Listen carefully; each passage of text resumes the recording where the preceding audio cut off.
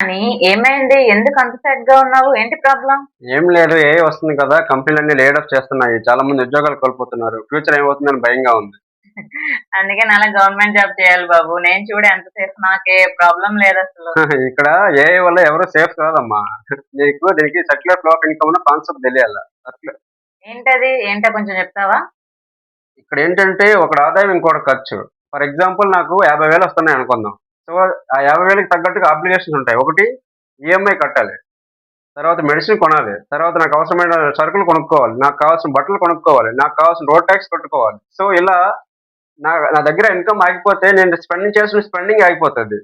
సరే, ఇప్పుడు నీకు జాబ్ పోయింది. నువ్వు స్పెండ్ చేయాల్సిన మనీ ఆగిపోయింది. నేను జాబ్ చేస్తున్నా. నేను ఎక్స్‌పెండ్ చేస్తాను గదా! అసలు గవర్నమెంట్‌కి రెవెన్యూ ఎలా వస్తుందో తెలుసా? గవర్నమెంట్ రెవెన్యూ వచ్చేదే టాక్స్‌ల నుంచి. నేను అసలు నా దగ్గర స్పెండింగ్ లేదు. నేను టాక్స్ కట్టను. ఇలా అందరి ఉద్యోగాలు పోయాయనుకో గవర్నమెంట్ ట్రెజరీ ఎలా నిండుతది?